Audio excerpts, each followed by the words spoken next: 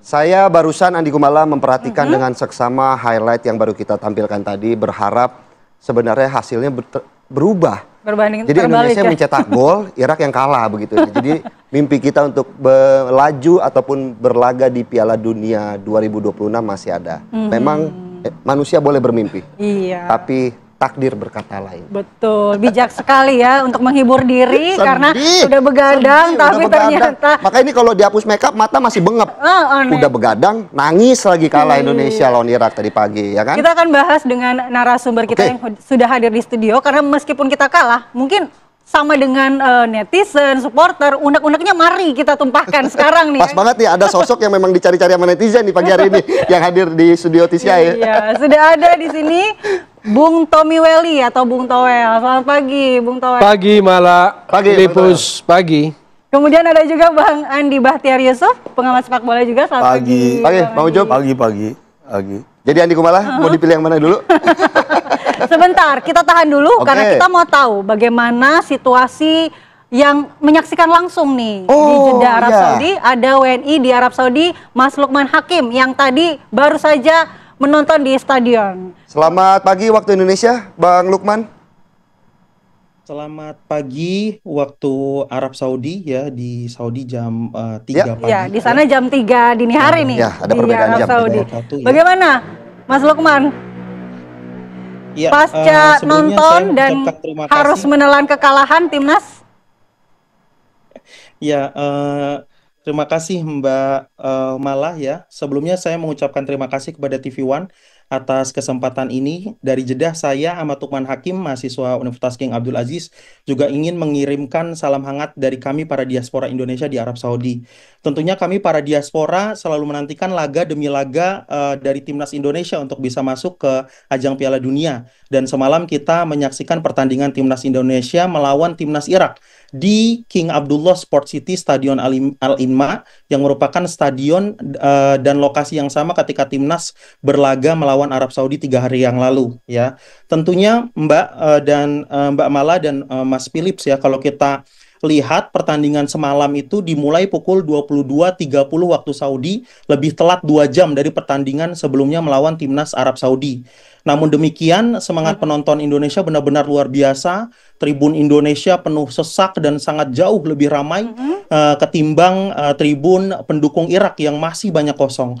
Banyak diaspora Indonesia datang dari berbagai kota seperti Mekah, Madinah, Riyadh, dan kota lainnya. Bahkan banyak sekali rombongan jemaah umroh Indonesia yang hadir khusus untuk memberi dukungan langsung, mengimplementasikan syiar Hubul Waton Minal Iman dengan hadir langsung mendukung timnas kita di Stadion Jeddah. Jadi suasana pertandingan tadi malam betul-betul seperti miniatur Indonesia di tengah kota Jeddah.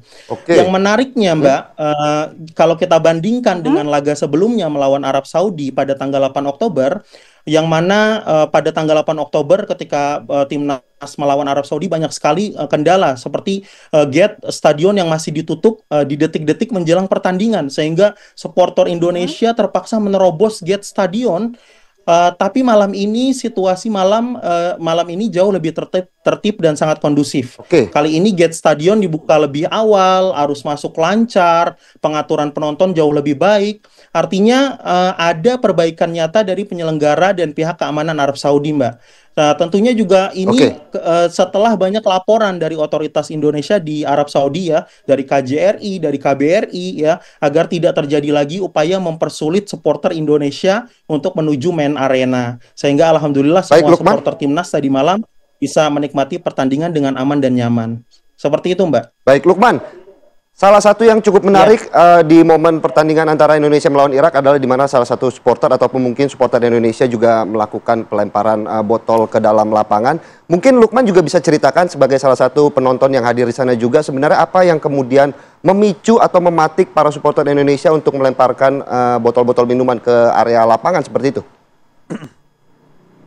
Ya, kalau pemicunya tentunya karena ketika babak awal sama-sama tegang ya kondisi dan situasi antara supporter Irak dan Indonesia, sama-sama bersih tegang karena kondisinya skornya masih 0-0 di babak pertama. lalu terjadi di babak kedua menjadi 1-0, dan tentunya juga ada beberapa keputusan wasit yang memang sempat menimbulkan perdebatan di tribun. Ada beberapa momen yang dianggap merugikan Indonesia, namun secara keseluruhan pertandingan tetap berjalan dengan aman dan tertib, dan tentunya para supporter Garuda Indonesia tetap sportif sampai akhir, Mas. Iya, supporter Garuda tetap support sampai akhir, namun memang hasilnya asa kita ke Piala Dunia ini harus pupus. Bagaimana reaksi pecinta sepak bola di sana setelah dikalahkan oleh Irak dan juga sebelumnya Arab Saudi? Ya, tentunya kita bisa melihat dari ekspresi wajah para supporter Garuda Indonesia ketika keluar dari stadion, ya harus menanggung kekalahan ini. Namun bagi kami para diaspora, pertandingan ini bukan hanya soal hasil akhir, tapi juga tentang kebanggaan nasional dan rasa persaudaraan. Tentunya ketika kami melihat bendera merah putih berkibar di Stadion Jeddah dan mendengar lagu Indonesia Raya dikumandangkan di Saudi Arabia, itu semua momen yang sangat mengharukan dan berharga bagi kami para diaspora Indonesia di Arab Saudi. Baik, terima kasih Mas Lukman. Nanti kita kembali lagi ke Anda, jangan kemana-mana. Tapi kita ngobrol dulu dengan narasumber yang sudah ada di studio. Tadi di sana, Bang Yusuf, Bang Towel, ini WNI di sana kecewa. Keluar dari stadion dengan perasaan sedih begitu. Bagaimana Anda melihat pertandingan dini hari tadi? Bang Yusuf dulu mungkin. Saya melihat pertandingan semalam berbeda ya dengan pertandingan ketika kita lawan Saudi. Tadi saya jalan ke sini juga, driver yang bawa saya bilang seneng lihat pertandingan semalam karena kita jauh lebih menekan, lebih agresif, dan mungkin beberapa hal lebih menyenangkan lihat tim kita seperti memberi harapan. Tapi memang hasil akhir tidak berpihak ke kita. Dan kalau dilihat, kalau menurut saya memang mungkin materi pemain yang kita punya memang cuma segitu aja. Kita udah cukup banyak impor pemain pun masih kurang. Jadi harusnya satu hal yang harus kita jalankan ke depan, ya kita mulai lagi dari nol, pembinaan dan segalanya. Karena memang pada akhirnya kita tidak bisa melulu bergantung pada pemain-pemain diaspora ini. Pemain yang ya Zylstra atau siapapun, HY segala macam yang sekarang ada. Kita perlu regenerasi, perlu pemain baru, perlu pemain yang lebih mudah kita akses juga untuk jadi tulang punggung tim nasional selanjutnya. Abis ini kan udah habis nih Piala Dunia, masih ada Asian Cup 2 tahun lagi kalau nggak salah. Dan kita harus mau lihat ke depan lah, bukan cuma hari ini. Tadi pagi saya lihat Rizky Ridho udah dikata-katain dah oleh pendukung timnas. Entah pendukung timnas, entah orang-orang yang baru FOMO kemarin nonton bola kali ya. Karena apa ya, kalah menang dalam pertandingan sepak bola itu biasa kan sebenarnya. Cristiano Ronaldo semalam juga gagal penalti tuh. Saya nggak yakin orang Portugal ngata-ngatain dia. Tapi memang seperti itu gitu.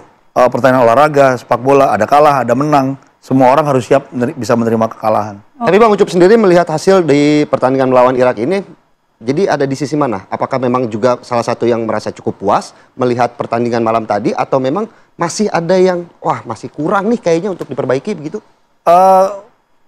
Untuk dibilang puas susah juga ya, nggak ada sih ukuran puas. Kita pasti pengen menang soalnya, tapi kita kan kalah. Untuk lebih baik lagi, karena menurut saya ya kita memang materi terkuat kita cuma ini aja.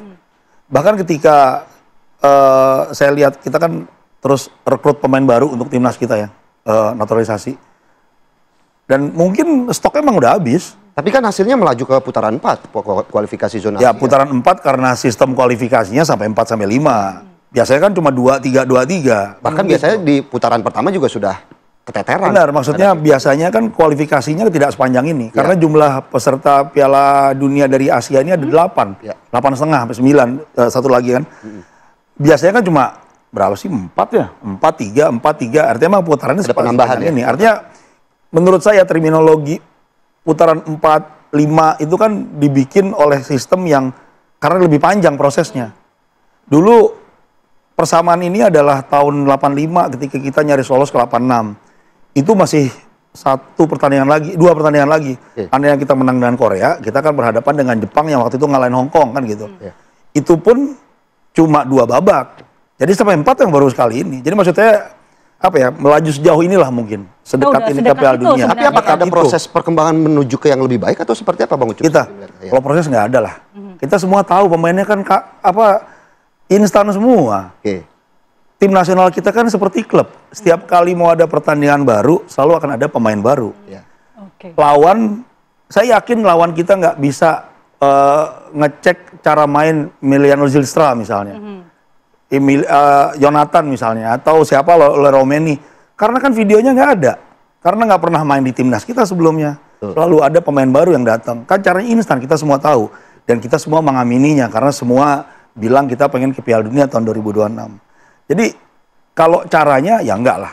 Cara sepak bola nggak seperti itu, cara olahraga nggak seperti itu. Oke, Bung Toel, kalau Anda melihat hasil 0-1 yang menghasilkan kemenangan Irak, apakah itu betul-betul karena efektivitas tim Irak atau memang timnas kita ini punya kelemahan fundamental, padahal kan dari awal permainan kita lebih dominan, lebih agresif begitu. Bahkan 45 menit babak pertama juga Indonesia mampu mengimbangi Irak begitu. Khusus pertandingan kedua ini ada perubahan, ada peningkatan permainan. Jadi sebetulnya sih ada harapan tadi di babak pertama. Hanya momentum peningkatan permainan itu nggak bisa dieksekusi. Nggak bisa dieksekusi jadi sebuah kemenangan. Kenapa kita kalah? Sebetulnya kita nggak harus kalah di pertandingan lawan Irak ini. Jadi kita lihat bahwa kualitas Irak tidak jauh-jauh amat. Hanya kemudian ada sebuah, menurut saya sih ada momentum kecerobohan yang memang jadi situasi awal dari gol ke gawang kita. Jadi situasi pertandingan di level seperti ini, split decision aja. Keputusan-keputusan kecil yang salah, kecerobohan kecil yang salah bisa jadi pembeda gitu loh. Pertandingan tadi keputusan yang salah apa, Bung? Overall sebetulnya semua pemain hampir bermain baik. Saya ambil overallnya dulu. Tapi tadi ada momen, karena saya nggak mau jatuh gini loh. Rizky Ridho main bagus sebetulnya. Tapi ada momen dia kehilangan bola di sepertiga wilayah kita. Yang kita pikir dia mau back pass ke penjaga gawang sebagai sebuah cara yang paling praktis, paling simpel, paling aman. Tapi dia coba tekuk. Kecurilah tuh bola. Jadi sebuah tekanan balik di daerah area penalti kita. Dan dilalahnya pemain Irak bisa melakukan sebuah gerakan yang bagus, cari ruang lalu melepaskan syuting yang bagus gitu loh. Jadi yang saya maksud adalah dalam sebuah pertandingan di level seperti ini, sebuah perbedaan kecil itu yang akan jadi pembedaan gitu. Bahkan perbedaan juga ditunjukkan oleh Patrick Kluivert yang langsung menurunkan susunan pemain starting 11-nya yang terbaik, artinya inilah skuad terbaik Indonesia saat ini. Kalau melihat sendiri Bung Toel, evaluasi dari Patrick Kluivert dari melawan Arab Saudi dan juga melawan Irak seperti apa? Kalau peningkatan ada, makanya kan ada perubahan dari sisi mentalitas, dari sisi permainan ada. Tapi yang apa tadi terbaik, saya nggak bersepakat dengan yang terbaik. Ya, Eliano Reinders, oke lah saya paham bahwa secara positioning, secara pergerakan dia tahu pergerakan, tapi sebagai pemain depan dia nggak punya apa-apa untuk ketika dapat momentum Anda bisa eksekusi menghabisi, nggak ada. Instingnya nggak ada. Nggak ada. Mauro Zylstra, nggak ada daya ledaknya. Untuk ukuran pemain naturalisasi nggak ada daya ledaknya. Saya bukan tidak mengapresiasi ya bahwa sampai sejauh ini babak 4 ini adalah pencapaian yang paling jauh, paling tinggi, paling besar lah. Yang kalau kita bilang, kalau sistem kualifikasi kan beda-beda. Tapi kalau positioning yang mirip, yang hanya tinggal 2 lawan lagi, kan saya bilang 85. Nah itu, kita udah jadi sekian lama kan, sekian lama kita yang terjauh lah sekarang ini. Jadi itu kita apresiasi. Cuma kalau Anda tanya tadi, apakah ini yang terbaik? Saya tidak bersepakat dengan itu. Berarti karena Zylstra tadi contoh yang menjadi solusi ketika Romeni cedera. Buat saya untuk ukuran striker ya oke lah dia muda. Nggak ada daya ledaknya. Artinya, apakah Patrick Kluivert di pertandingan melawan Irak ini masih dalam tanda kutip mencoba strategi untuk menghadapi Irak? Kalau memang ini bukan suatu strategi yang terbaik yang diturunkan oleh Patrick Kluivert. Tapi Bung Toel dijawab sesaat lagi ya. Tetaplah bersama kami di Apa Kabar Indonesia Pagi.